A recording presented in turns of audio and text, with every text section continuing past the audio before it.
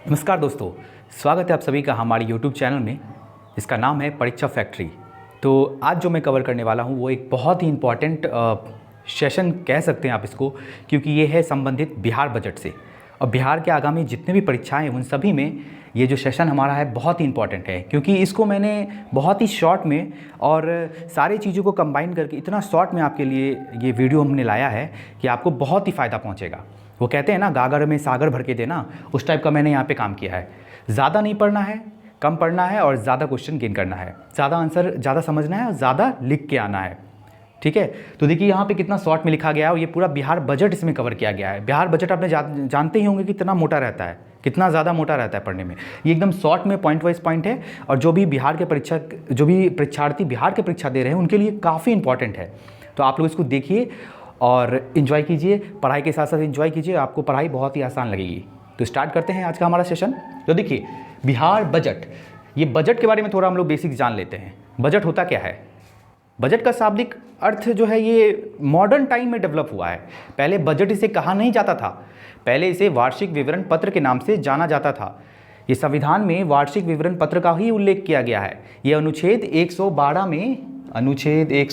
में ये बजट शब्द का उल्लेख किया गया है, यानी कि ये बजट शब्द जो अभी हम लोग बोलते हैं ये पहले वार्षिक विवरण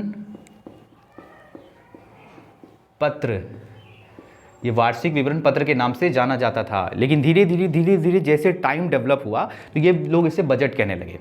एक्चुअली ये बजट शब्द जो है फ्रेंच शब्द है और बजट का अर्थ होता है पर्स। बजट का क्या अर्थ होता है? पर्स। तो पहले ये बजट शब्द नहीं था, लेकिन धीरे धीरे जैसे डेवलपमेंट हुआ ना, ये वार्षिक विवरण पत्र को ही बजट करने लगा। इसका आर्टिकल आप लोग ध्यान में रखिएगा, अनुच्छेद 112।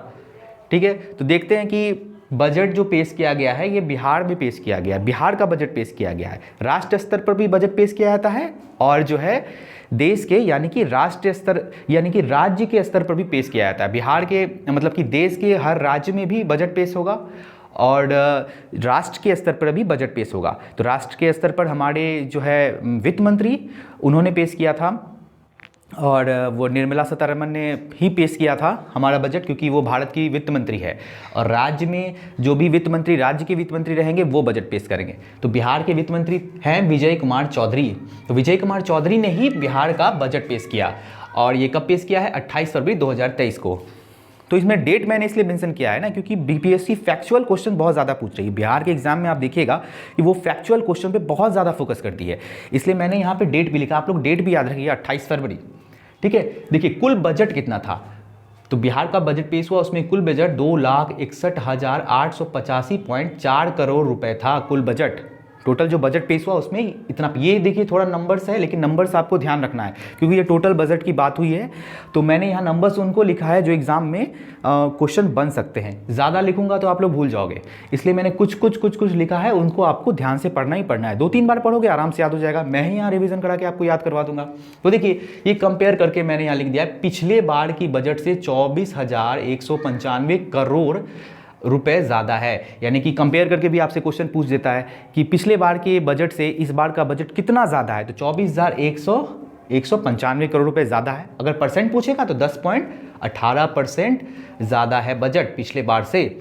और देखिए एक पॉइंट है, जो इस बार बजट पेश हुआ इसमें 7 निश्चय योजना दूसरी की घोषणा की गई है, जिसमें का खर्च किया जाएगा 5,000 करोड़। बिहार में आप लोग जान रहे होंगे 7 निश्चय योजना चल रही है। पिछले बार या 67 या 68 बीपीएससी में ये क्वेश्चन पूछा था कि निम्न में से कौन सा 7 निश्चय योजना का पार्ट नहीं है। तो आपको अगर ये 7 निश्चय योजना अगर आपको याद नहीं रहेगा तो आप कैसे करोगे सॉल्व। तो चलिए ये 7 निश्चय योजना एक बार हम लोग देख लेते हैं, उसके बाद मैं इसे निमोनिक के तौर पे आपको याद करा दूंगा। एक मतलब एक कहानी के तौर पे आपको बताऊंगा, उससे आपको ये चीज़ें अच्छे से याद हो जाएंगी। ठीक है, तो देखिए पहला क्या है? युवा शक्ति बिहार को प्रकृति। दूसरा क्या है? सशक्त महिला सक्षम महिला। तीसरा क्या है? हर खेत तक सिंचाई का पानी। ये पेन नहीं चल रहा है, सॉरी। हाँ ठीक है। फिर देखिए चौथा क्या है? स्वच्छ गांव समृद्ध गांव। पांचवा क्या है? स्वच्छ शहर विकसित शहर। छठा क्या है? सुलभ संपर्कता। फिर सातवां क्या है? अतिरिक्त स्वास्थ्य सुविधा। तो ये सारा जो है आपको अच्छे से ध्यान रखना है। तो एक बार हम इसको कहानी के तौर पे देखते हैं, ठीक है। तो देखिए, पहले बिहार में युवा को सशक्त करना है, युवा को पहले अच्छा बनाना है, क्योंकि पूरे देश में हम लोग देखते हैं तो देश में सबसे ज़्यादा, पूरे अगर दुनिया में देखते हैं ना तो युवाओं का देश भारत को कहा जाता है। लेकिन पूरे भारत में अगर राज्य में देखते हैं, पूरे भारत में देखते हैं तो सबसे ज़्यादा किस राज्य में युवा है, तो बिहार में बहुत ज़्यादा युवा है। तो पहले हम बिहार सरकार का क्या है ये मैं कहानी बता रहा हूँ, ठीक है। आप लोग इसको इस तरह से पढ़ेंगे तो आपको याद हो जाएगा। तो देखिए, युवा शक्ति बिहार को प्रगति, पहले युवा को शक्ति देंगे, ठीक है। उसके बाद महिला को सशक्त करना है, युवा और महिला दोनों सशक्त हो जाएंगी। उसके बाद हर घर हर खेत तक सिंचाई पानी, युवा महिला सशक्त हो गई तो वो क्या करेंगे, खेत में पानी देंगे, सिंचाई करेंगे, खेत का मतलब खेती करने का प्रयास करेंगे। महिला और युवा एकदम सिंचाई करने का ये जो है साधन करेंगे। उसके बाद सिंचाई करेंगे तो वहाँ कहाँ क्या होगा, गांव जो है स्वच्छ और समृद्ध हो जाएगा, ठीक है। फिर क्या होगा, गांव समृद्ध हो गया, उसके बाद शहर भी समृद्ध होगा, गांव से लोग शहर जाएंगे, वहाँ शहर को भी समृद्ध कर देंगे। उसके बाद क्या होगा, गांव और शहर का कनेक्टिविटी अच्छा हो जाएगा, तो यानी कि सुलभ संपर्कता, गांव से लोग शहर आएंगे तो संपर्कता अच्छा हो जाएगा। उसके बाद अतिरिक्त स्वास्थ्य सुविधा भी दी जाएगी इन लोगों को, ठीक है। गाँव से शहर आएंगे तो स्वास्थ्य सुविधा भी चाहिए ना उन लोगों को, तो ये आपको ध्यान रखना है। देखिए, एक मंत्र दिया गया है बिहार के लिए, हमारे मुख्यमंत्री नीतीश कुमार ने राज्य के सर्वांगीण विकास के लिए एक मंत्र दिया है। तो वो मंत्र देख लीजिए, न्याय के साथ विकास। ये कई बार क्वेश्चन पूछ लेता है, या पूछा कोई एक स्टेट पीसीएस था उसमें, शायद मुझे याद नहीं आ रही, उसमें ये क्वेश्चन पूछा था। ये क्वेश्चन नहीं, वो अपने स्टेट वाला जो उसका मंत्र दिए थे मुख्यमंत्री साहब ने, तो उनसे ये पूछा था। तो हो सकता है आपसे ये भी पूछ दे, इस बार राज्य के विकास के लिए हमारे मुख्यमंत्री ने कौन सा मंत्र दिया है। तो मंत्र आप अच्छे से ध्यान रखिए, न्याय के साथ विकास। अब देखिए नेक्स्ट क्या है, प्राथमिकता। तो इस बार जो बजट पेश किया गया ना, उसमें बताया गया कि 8 क्षेत्र में, टोटल 8 क्षेत्र में प्राथमिकता दी जाएगी, मतलब प्रायोरिटीज़, मतलब इनको पहले देखा जाएगा। तो पहले देखने का क्रम 8 चीज़ है। तो पहले क्या देखेंगे, पहले देखेंगे युवा एवं रोजगार, बिहार में बेरोजगारी बहुत है, तो पहले युवा और रोजगार देखा जाएगा।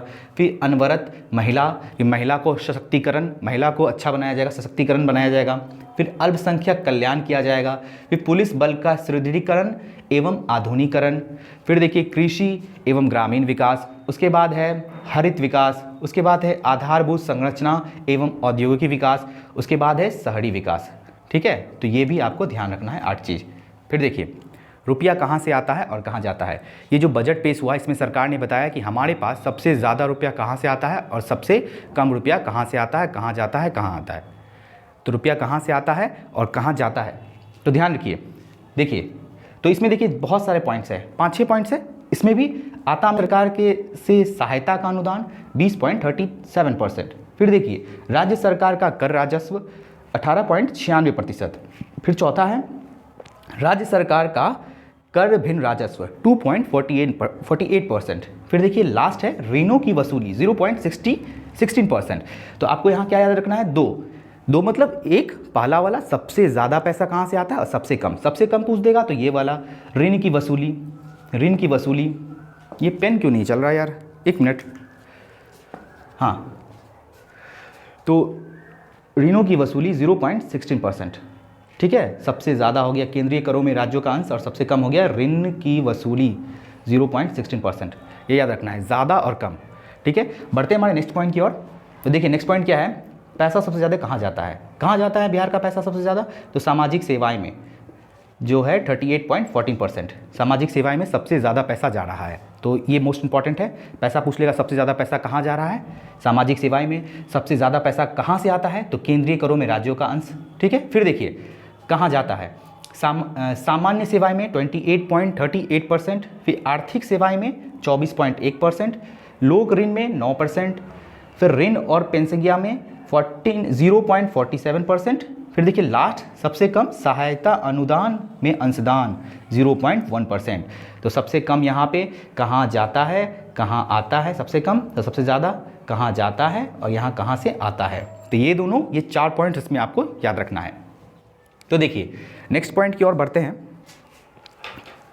तो देखिए हमारा नेक्स्ट पॉइंट है ये, अब जो अन्य प्रमुख घोषणाएं हुई है ना, यही करंट अफेयर्स के रूप में आता है।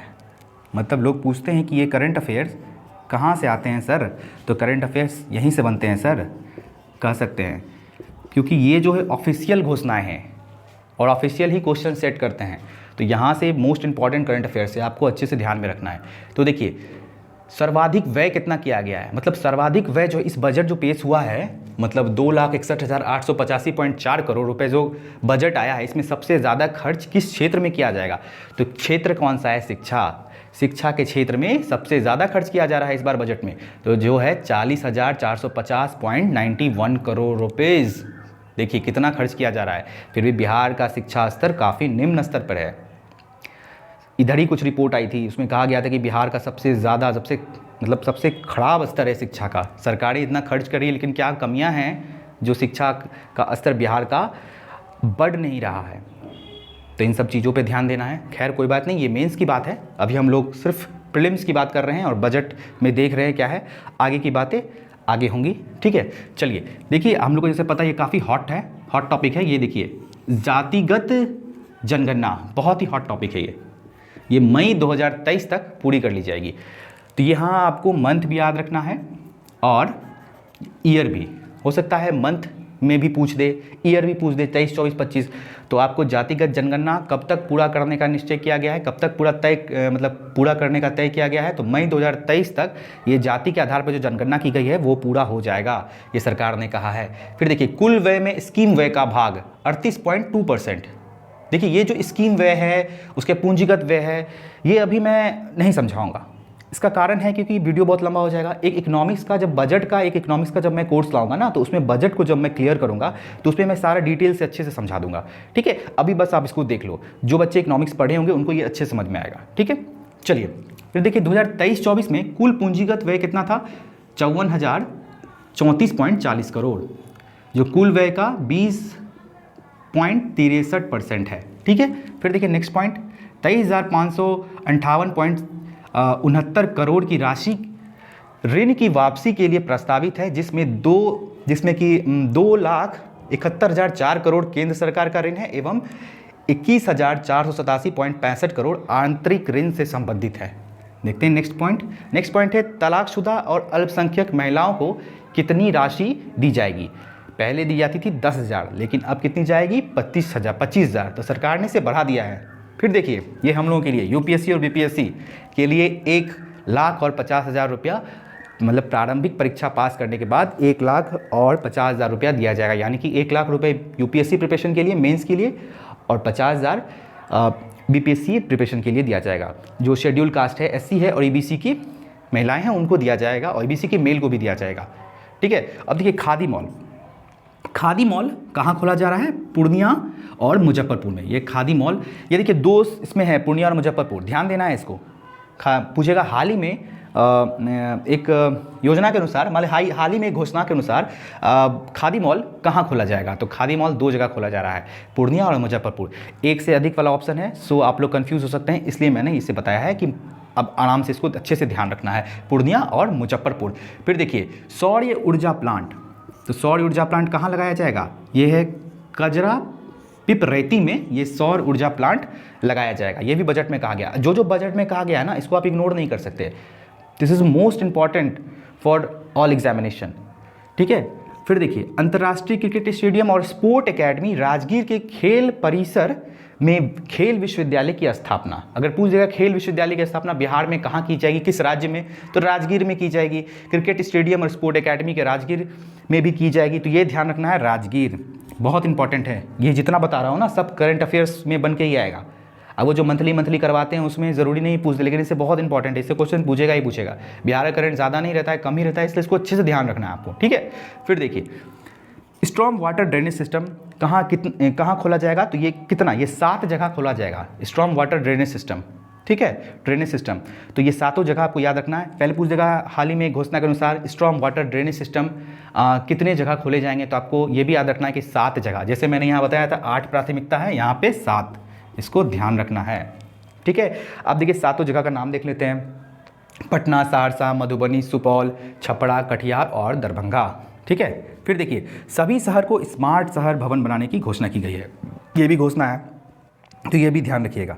चलिए बढ़ते हैं कुछ नेक्स्ट पॉइंट पे। देखिए नेक्स्ट पॉइंट क्या कर रहा है, नेक्स्ट पॉइंट में ऐसा है कि वित्त मंत्री ने मतलब जब वो बजट पेश करते हैं ना तो बताते हैं अपना अचीवमेंट कि हम लोगों ने इतने दिनों में क्या क्या किया राज्य के लिए, क्या क्या हमने अचीव किया, क्या मेरे लिए अचीवमेंट है, तो वो अचीवमेंट बता रहे हैं।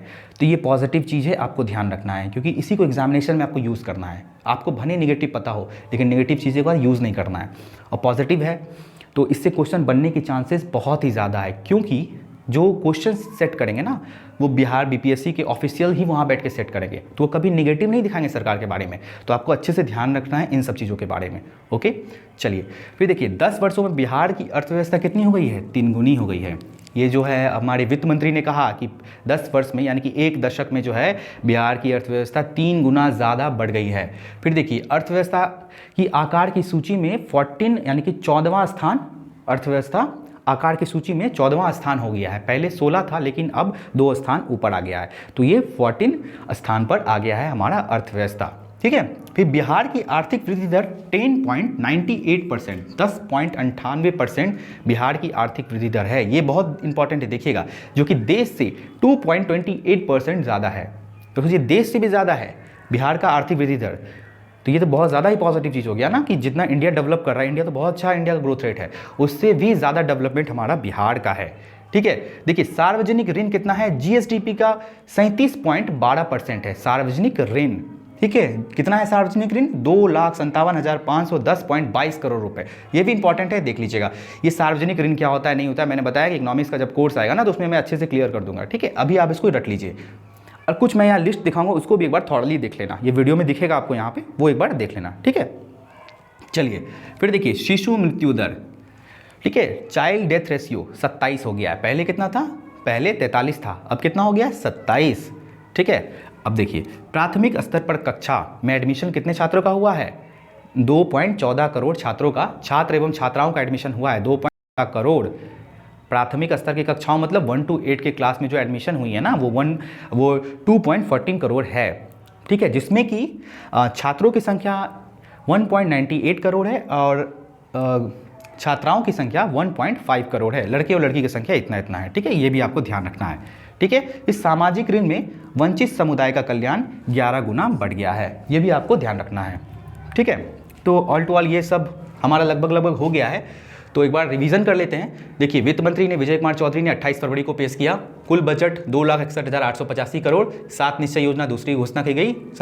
उसके बाद इसमें कितना है? 5,000 करोड़ का खर्च किया जाएगा। ओके, उसके बाद देख लीजिए प्राथमिकता कितने क्षेत्र को दी जाएगी? 8 क्षेत्र में प्राथमिकता दी जाएगी, इसमें कि युवा एवं रोजगार, अनवरत महिला सशक्तिकरण, अल्पसंख्यक, ये सब बात देख लेना।